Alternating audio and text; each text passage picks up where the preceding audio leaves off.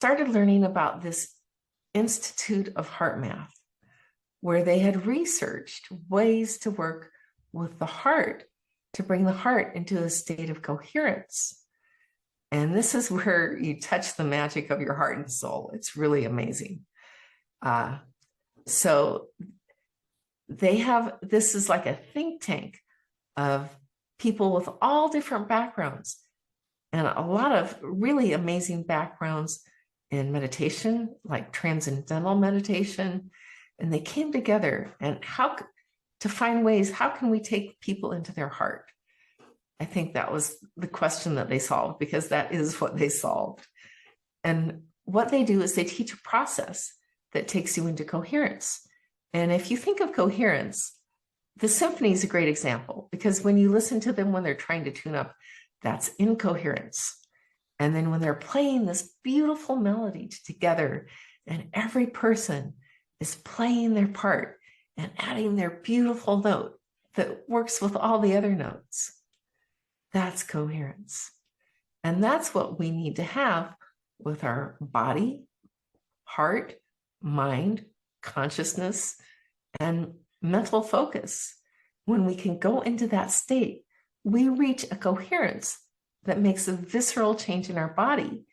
And our heart is incredibly powerful. It literally has an electromagnetic field that is 5,000 times larger than the one of our brain. Our heart has intelligence. It's multidimensional, and it's intuitive, and it's amazing. Namaste, sweet souls. My name is Shilpa, and you're listening to the Omni Mindfulness podcast. I am a mindset and meditation coach for professional women and mompreneurs. The purpose of this show is to offer stories and content that allows you to increase your awareness of your authentic self and be inspired by connecting to the personal and professional stories of other souls. Souls who are walking the walk and living everyday human experiences with inspired intentions. These are the stories that will expand your consciousness and spark within you to ask, what if? Each season, I offer content to help you create a holistic lifestyle that embodies spirituality, mindfulness, mindset, and energy awareness. Through my conversations with experts in their niche area and solo casts from yours truly, my intention is to help you holistically revitalize, reset, and relax your body, mind, and spirit. I'm your host and founder of Omni Mindfulness. So ask yourself, what if just one story could be the catalyst to shift the trajectory of my life? What if I become instrumental in serving other souls to realize their true self? And what if my soul's higher purpose is in the realization of Omni Mindfulness joy? It's never too late to rewrite your story. And now, today's episode.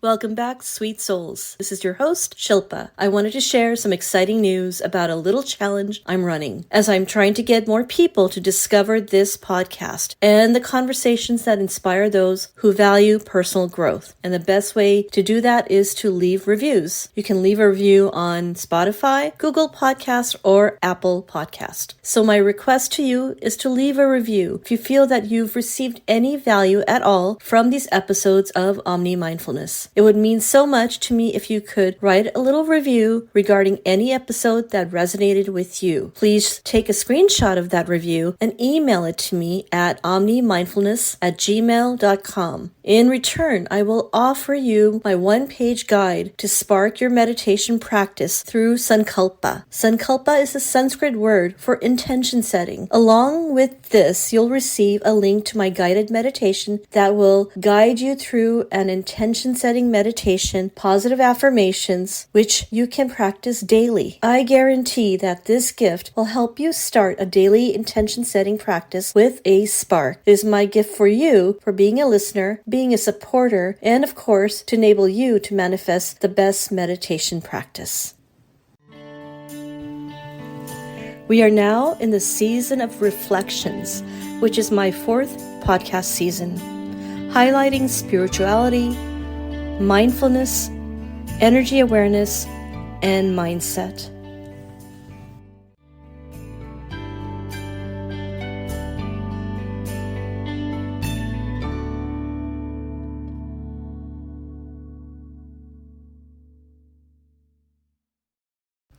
Up next, Sally Page. Sally is a speaker, medical intuitive, life coach, and international best-selling author. Once a NASA engineer on the NASA SETI project, Sally spent years searching for communication signals from intelligent life in space. She blends the best of science, technology, and intuitive wisdom. Sally is known for healing the distortions between body, heart, and soul. Surviving 2 near-death experiences inspired her to research ways to recover far beyond the expectations of Western medicine. Since 2003, Sally has helped over 35,000, not 100, 35,000 souls heal through techniques that are gentle, graceful, and profoundly restorative. And now, here is Sally.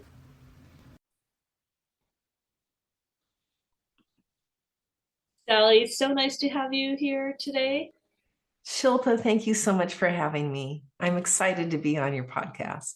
Well, I'm excited to discuss a topic that you and I are so passionate about, which is mindfulness.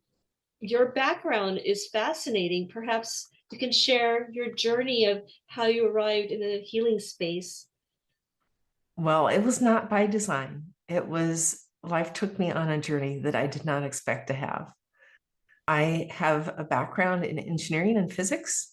I've worked multiple engineering jobs, and I thought that would be my life, and it wasn't. When I was working at NASA on the SETI project, I found myself getting sick, and I went to the doctors, and the doctors are like, "Oh, you have chronic fatigue. Your autoimmune system's not working. You're just shutting down. You just have to learn to live with it." Well, it got to the point where I got so bad I couldn't walk up and down stairs. I had to quit my job, and I still kept getting worse. And my sister found this doctor who dealt with people who had been poisoned. So I actually went to stay with my sister in a different state. And working with this doctor, I was still getting worse. We were trying to figure out what had poisoned me. And we'd sit and talk about different things I may have been exposed to. And it was just after Thanksgiving where I told him, I'm getting so much worse. I couldn't even go to the bathroom on my own. I needed help to walk just a few feet to the toilet. It was really bad. So I said, I feel like I won't live till Christmas if we don't find it. And that very week, we found it. I had a retainer cemented in the back of my teeth. I should have had it. It was supposed to be temporary, and I should have gone to when we moved to California, I should have found a new orthodontist, and I didn't. So this cemented retainer was not meant to stay there, but it was leaching nickel into my body and poisoning me. Nickel poisoning is not a nice thing to be poisoned by. So that very same day, it was removed. I went back to the office, had chelation. Within a few days, I was walking better. But it didn't really bring me back to full functionality. I did chelation until my veins were just wiped out, but that still didn't get me back into functionality. So I went back home and I started to research ways people healed when the Western medicine didn't expect them to heal. When doctors had given up on or told people to, that they were dying, people turn around. And this was very fascinating to me, because to me, there's an exception to the rules. If the turnaround is repeatable and I can find a way to do what they did and turn me around, then I found something important. So that intrigued me. Took me a while. I was very fortunate that I was referred to a homeopath who was absolutely a genius at what he did. And he's the one who really got me back into a place of health.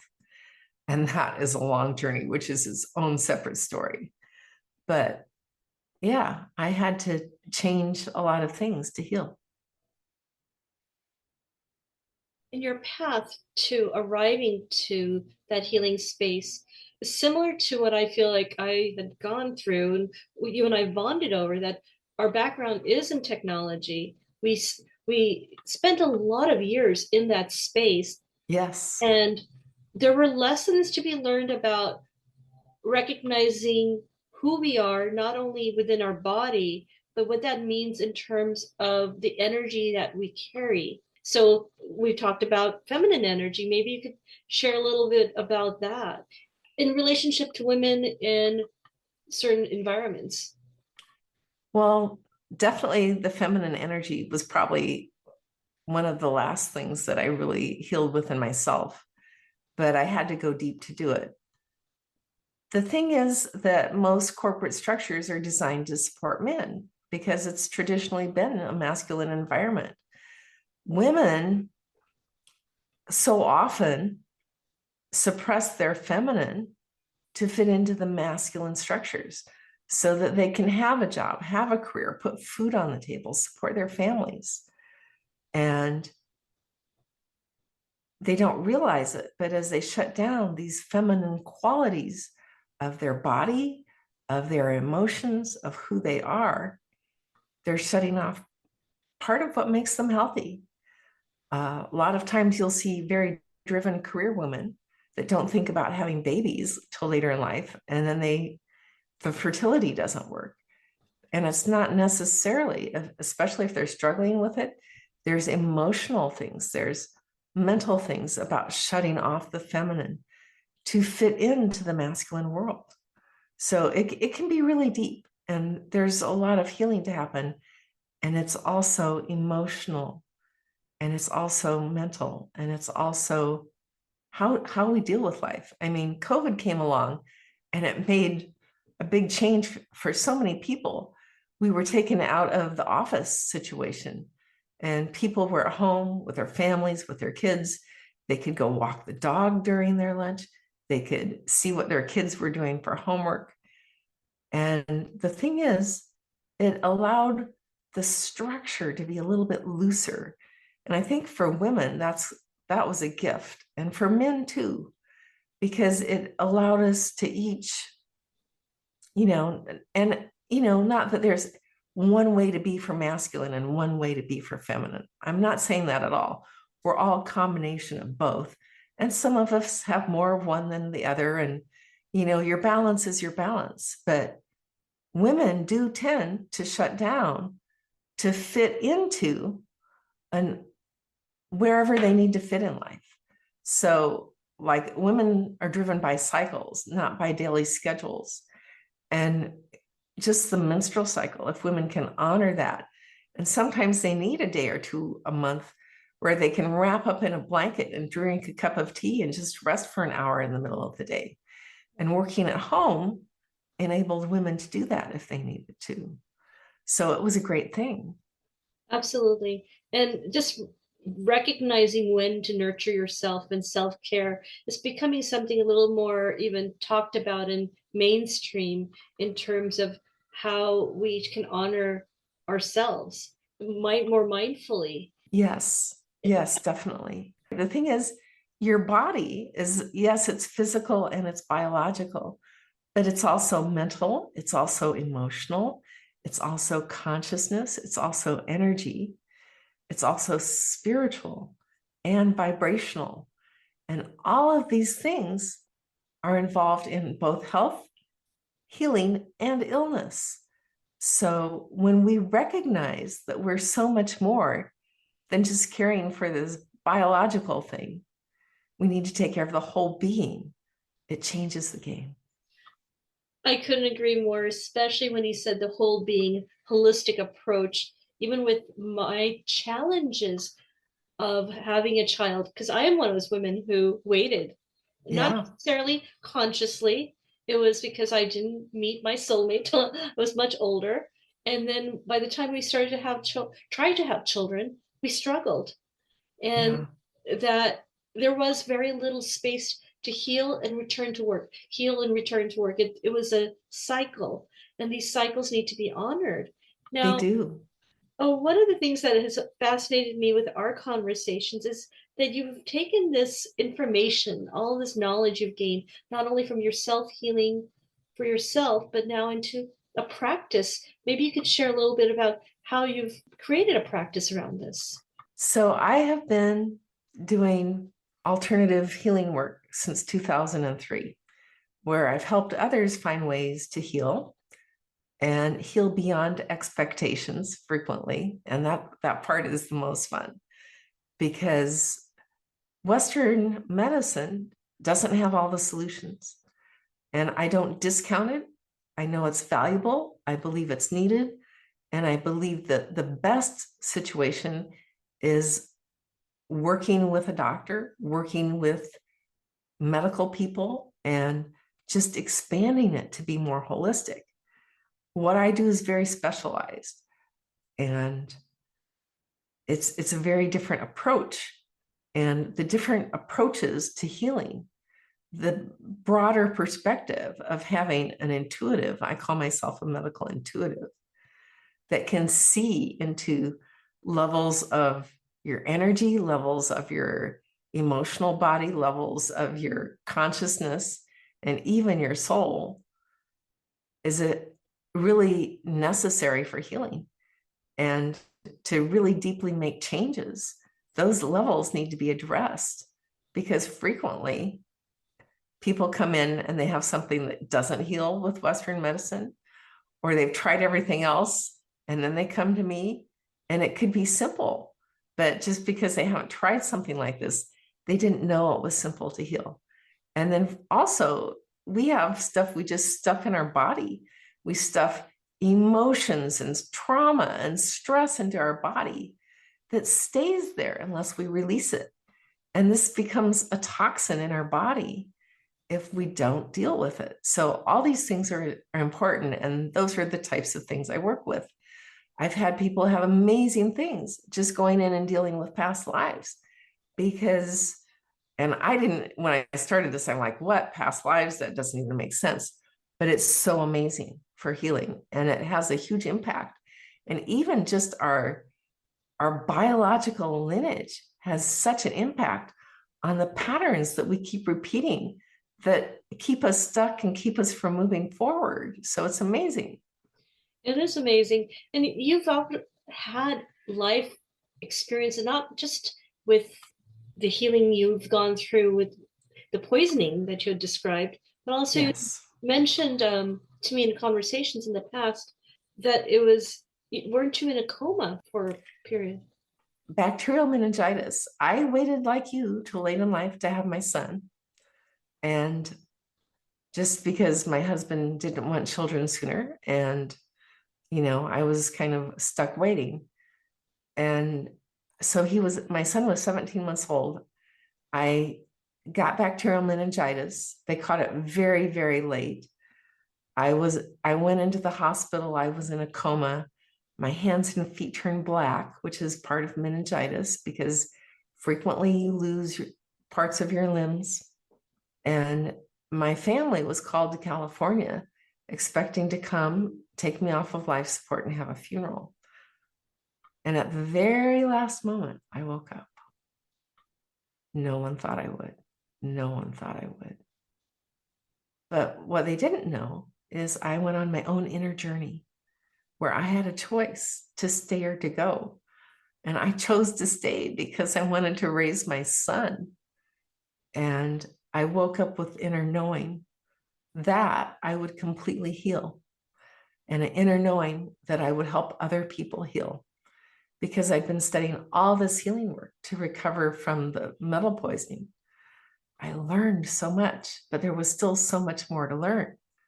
So when the doctors came to tell me that I had extreme damage to my nervous system and other areas of my body, I wasn't so bothered by it, because I knew that wasn't my truth.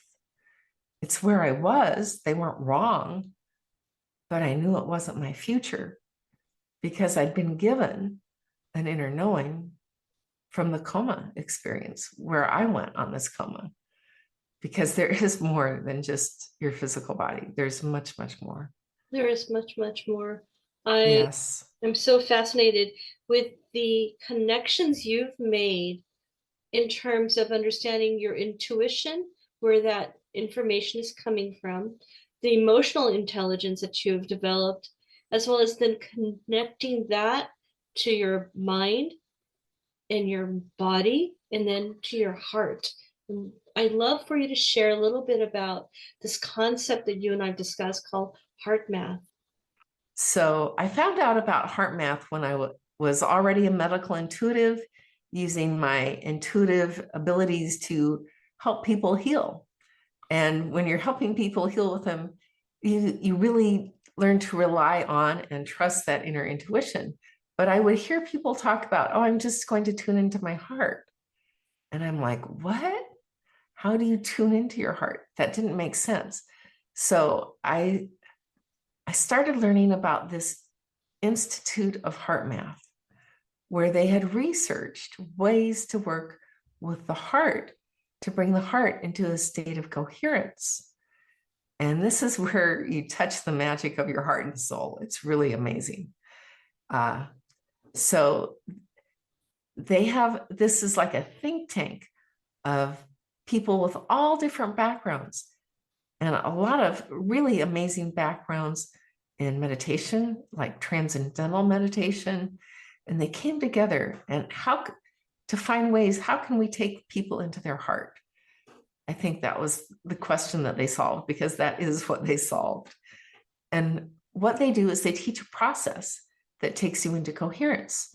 And if you think of coherence, the symphony is a great example, because when you listen to them when they're trying to tune up, that's incoherence. And then when they're playing this beautiful melody together, and every person is playing their part and adding their beautiful note that works with all the other notes, that's coherence. And that's what we need to have with our body, heart, mind, consciousness, and mental focus. When we can go into that state, we reach a coherence that makes a visceral change in our body. And our heart is incredibly powerful. It literally has an electromagnetic field that is 5,000 times larger than the one of our brain. Our heart has intelligence. It's multidimensional, and it's intuitive, and it's amazing. That sounds so amazing. And we've had this conversation about women who are often disconnected from their heart, having been in a more, I would say, cerebral environment over the course of being in Yes. for many years. And how does that affect one's ability to be more mindful of their emotions? Well, let's talk about this. I was one of those women. I I dove into engineering and science because it felt safe, because I was abused as a kid. And feeling your feelings is not comfortable if you're abused. And that's probably why my heart was shut down and I didn't know it or know how to even get to it. So heart math changed that for me. It opened up my heart and it gave me the richness of feeling the intuitive heart wisdom. The heart connects with the soul in the way that the mind and consciousness does not. It's all connected, but the heart is so powerful. The heart is the first place of interconnection with people, with the environment, with all of life. So if you ever walk into a place and you just feel like, oh, that's creepy to be here, or you walk into a place and you're like, oh, this feels really good, that's your heart. It's telling you that. But not everyone knows what it is. But there are ways to do practices with your heart so that you can literally shift out of stress into higher states of health and well-being, where you become coherent, where your body, mind, consciousness, and your focus are all working together in a state of harmony and coherence. Well, it's almost a holidays. I think around that time, Yes. particularly, there's a level of stress that all of us sort of feel among one another. Yes. And I Yes. think it would be great if you could maybe share some techniques on how we can manage that kind of stress. So I would love to do that. And thank you for giving me the chance to do this. I'm excited about this. So the first thing we're going to do is we're going to think about something something, a pet or some circumstance we feel like is one of the best, highest, happiest moments of our life, where we experienced just the biggest burst of love. It could be the moment you first told your child, the moment where you found your true love, something like that, something big. So this And is if a you haven't simple had, heart technique, right? yeah, simple, but have a big love to go to when you do this. Big love, big gratitude. Maybe you're super grateful for something. Go to whatever that place of great gratitude, appreciation, or love is in your life. But love is super powerful. I always say love is your superpower. So go to that place where you're really focusing on that. And as you're focusing on that, I'm going to ask you to be aware of your heart breathing. And I'm just going to give you a little image with my hands. If my hands are your heart, on your in-breath, see your heart expand with this love. And on the out-breath, it just releases everything you no longer need. On the in-breath, it just expands with love. And if you can give light to that image, imagine that you're breathing in this focus of this beautiful, bright, brilliant moment of love, gratitude, or appreciation, and it's filled with brilliant light. So that brilliant light is filling your heart on the in-breath, releasing on the out-breath, filling your heart on the in-breath, releasing on your out-breath. So that's the basic idea. We're going to add one more little thing. We're going to try to make it even on the in-breath and even on the out-breath. So if you just use one hand to count, just breathe in and count. And however many fingers you get is perfect. Try to breathe out with the same number of fingers, just allowing your out-breath to flow out, same number of fingers. Okay, breathe in. Breathe out. There we go. I cheated, I counted. Okay, so let's try to do 3 even breaths in a row now that we know what our count is. So I'm just going to hold one finger up for the count. I want you to use, and I will use my other hand for counting. So breathe in and out. Breathe in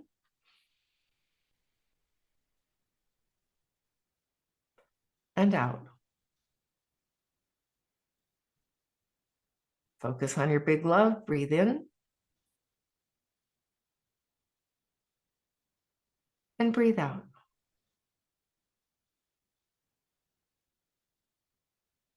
And then just take a moment and notice how your body feels. Notice how your emotions feel. Do you feel calm, peaceful, centered? Shilpa, share your experience, please, if you would. Absolutely. For me, my big love was my son in my heart, imagining him in my heart. And the breath work helped me feel calm and more present, and also helped that monkey mind sort of shut it down for a moment, because you're bringing your consciousness over here. Yeah. With love. With love. Or gratitude or appreciation. Do you want to take this technique deeper? Absolutely. Okay, so let's imagine you're going to a holiday dinner with a relative or family friend that's very irritating to you. Now, if you can't find anything to appreciate, I'm going to invite you first, try to find something that you can appreciate about them, something good or kind they've done, some quality about them that you like. There's no one that's all bad. No one's all good. No one's all bad. Is there anything you can appreciate or be grateful about them? If not, think of the moment of gratitude or happiness that you would like to create at this event. So I want you to think of the person who's irritating and the happiness, the love, joy, appreciation, and gratitude you want to create. And then go into that place of optimal outcome and just acknowledge this person in your mind's eye or in your heart center, even better. And just send gratitude to them that they're participating in your holiday with you, and appreciation for a better outcome. And then just send qualities of love and gratitude, appreciation and joy, because we are here to bring the joy to the holiday. It's not someone else's job. It's your own heart. So just dig it deep into the heart and just think of a joyful holiday wish that you have and radiate that out to everyone who will be there, and especially to the person you find the most irritating. And just, again, breathe into your heart. Visualize that light, love, joy, gratitude, and appreciation going out to this holiday celebration. And then just see that going from your heart to theirs, and visualize each person. And if it's a big gathering, just send a big heart intention, heart burst of love, heart burst of joy, heart burst of goodwill for everyone there. And just send that intention.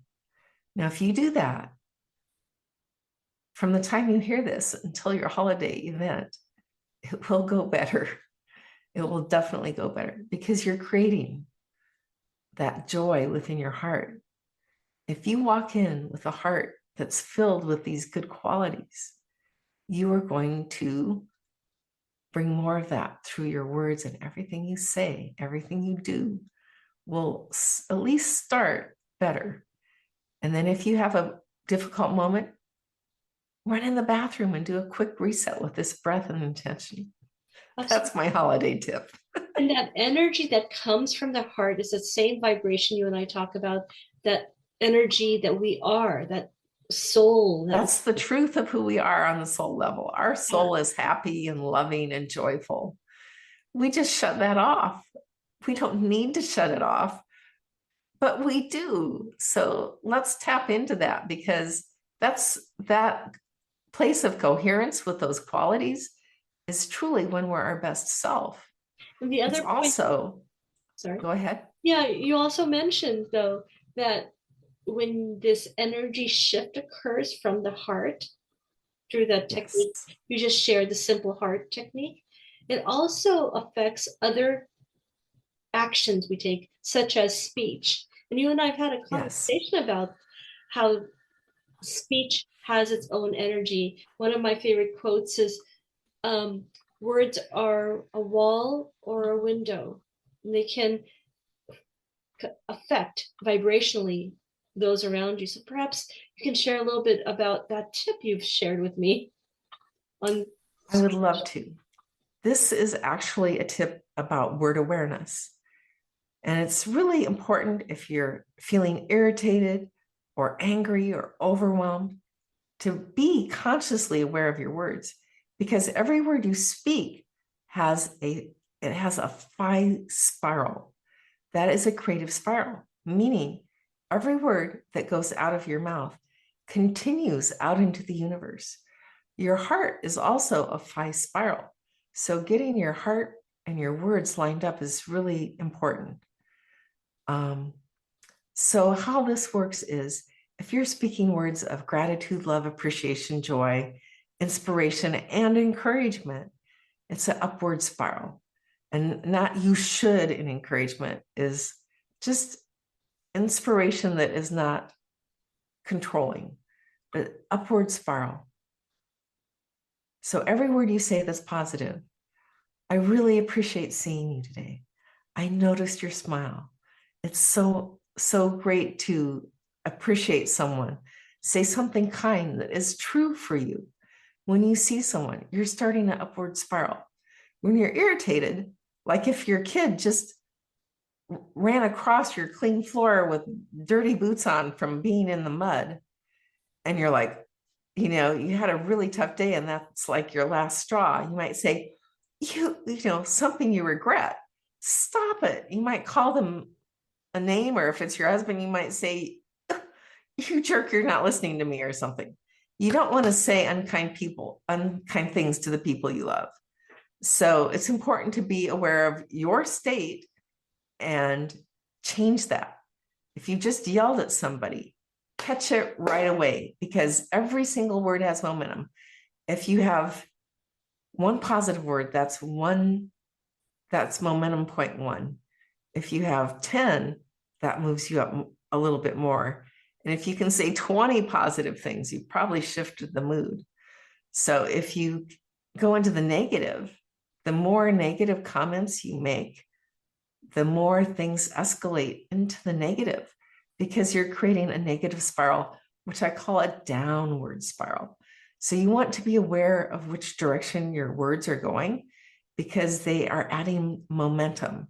So in an argument, people get nasty and say things they don't mean because they're creating negative momentum. They'd be so much better off to stop. I know when I was a single mom and my son would do something that really upset me, and I was tired and drained energetically and not able to deal with him the way I wanted to. A few times, it didn't happen often, but a few times I would just say, I cannot deal with you right now. Mom is going to take a time out, and when I'm calmer, I will tell you how we're going to deal with this.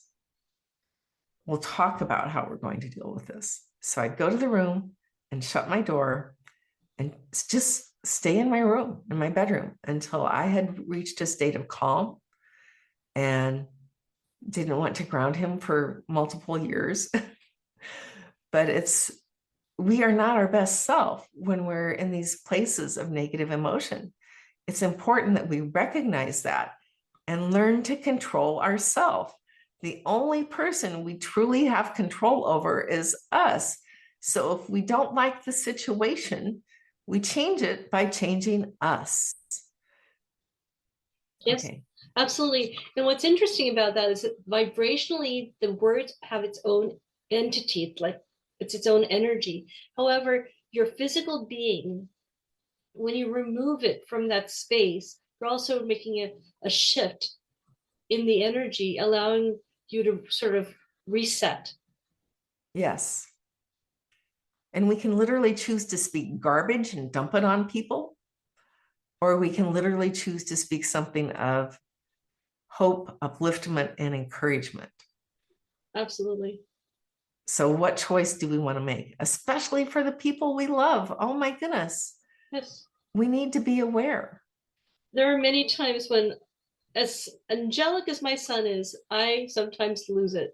And I also found, aside from using those uplifting words, it's also very beneficial to arrive authentically and say, Mommy could have done that better. Mommy could have done that better. Yes. And if something nasty comes out of your mouth, catch it as soon as possible and go back to that place. Oh, I'm sorry. I could have done that better. Absolutely. Let's see how we can fix this. It's a practice. Because it's not just about us. It's about our impact on others. Absolutely. And you had also mentioned the looking at things with a different lens as a technique. Maybe you could elaborate on that one. Yes, thank you for that. This is important because especially when you talk about the holidays, everyone has different expectations. And when we have expectations that aren't met, we get grouchy. And there's a couple of things to realize. One, we are in charge of one person, that's ourself. We are here to care for our children, not control them, but to love and guide them. That's very different than control. The other thing is, dumping nasty words on someone never makes anything better. So being able to look at it from a different perspective. honor that everyone has a different background, different trauma, different belief systems. They were raised at a different time and a different place and different circumstances that shaped who they are, how they see things, what they expect of themselves and others. And you have that also. So that's just human reality.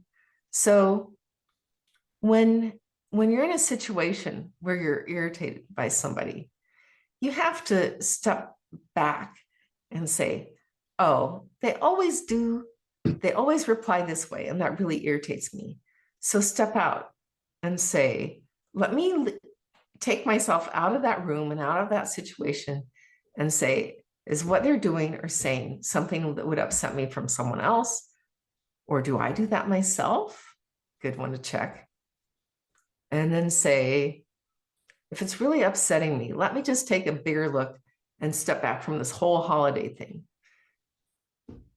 If this is one day a year and I can go in and be my best self, even if someone's being stinky, is what they're doing really important in the whole big picture of my life span or of this year? I mean, really, it's one day. Can't I just go in there and be a positive person no matter what other people are doing? It's like about shifting that perspective that yeah. So in the picture of the year, is their little irritation that big of a thing? And if it's honestly not, maybe you should say something in a kind way. Maybe you have a pre-talk with them before the holiday. Maybe if it's one of your relatives, you call up and say, you know what? I would really like to talk to you about something that I want to, have an honest exchange about. Are you open to that? And don't dump on somebody if they're not open to hearing it. Maybe they're not open to hearing it. Or maybe, they're doing something that irritates you and there's a very serious reason why they're doing it and you're just unaware. Maybe they require special food and you don't know that they have a death, like a anaphylactic shock death allergy if they eat something, and you're just grouchy about that and don't know. So you don't know what you don't know. Maybe you need to have a conversation.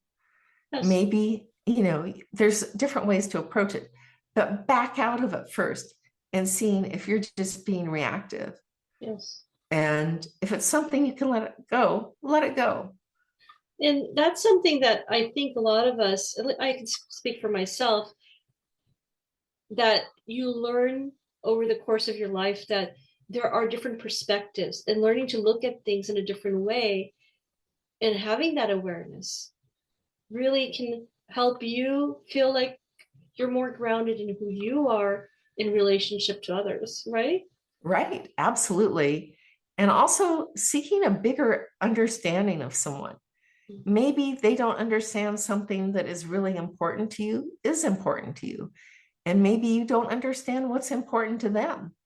And maybe if you have that conversation, open up to a new understanding, it could change the dynamics of the relationship. So step away. Is it just my stuff? Am I being hypersensitive? Do I need to have a conversation? Do I need to understand more?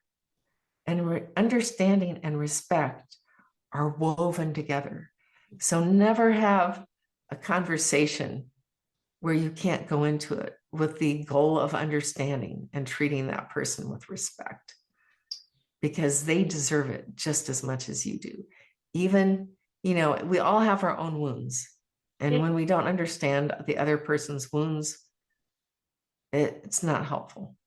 And that really ties back to compassionate awareness. I really feel like much of the overall points that you've shared, it allows us to create a awareness on how we are approaching our heart, our speech, and engagement with others. Yes. It's really, really important. And once those garbage words come out of your mouth, they're out there. You can't take them back. Be conscious about what you're doing. Now, this all ties in with your book that you are working on, Awareness Superconsciousness, or Awaken? It's Awaken Superconsciousness, yes. So that's being aware of the spiral creative energy of your words is one of the things I talk about in this book. And it's so important that we are conscious about what we are putting out in the world, what we create in our life by what we do, what we say, how we interact with others. We need to be conscious. We never know when our last day is going to be that very day. When I came down with bacterial meningitis, I knew I was sick. I never thought I might die. When I woke up and found out that I had been in a coma, I was like, what? I almost died? I was not ready to almost die. I was not ready to die. We don't know. Live consciously. Make this moment and this day matter. Because it may be your last. You may leave things in a way that you would not want to leave things.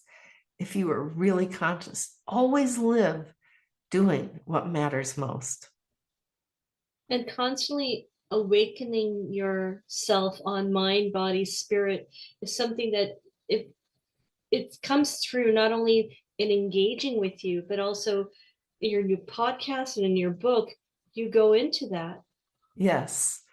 I think that so many people, we're going through a huge evolutionary change in humanity right now. We're going into a more loving consciousness.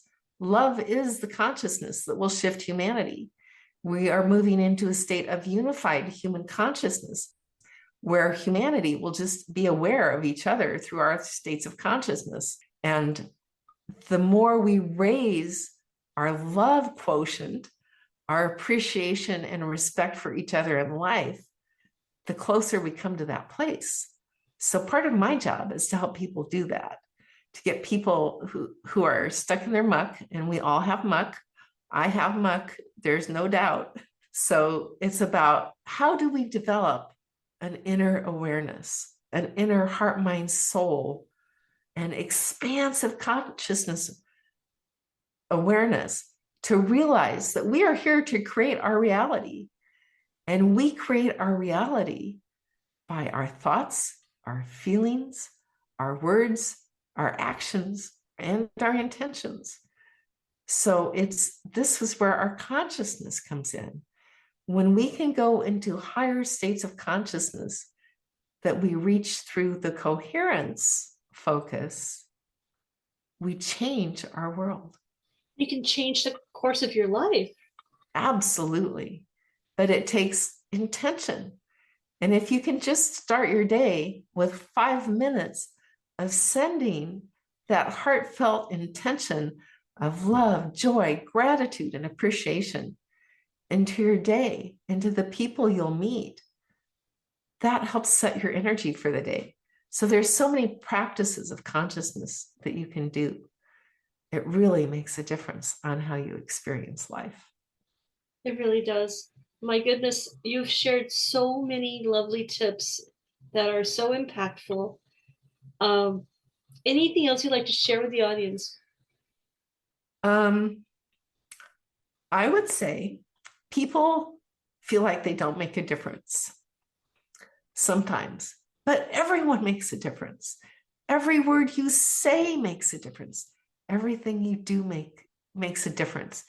Even if you're doing something simple, like going through the line in the grocery store, it's a chance to plant kindness and to uplift others. Just speaking with appreciation.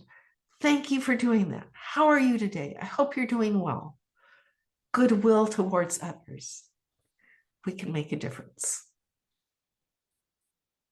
And you've made a difference, Sally. Thank you. Thank you.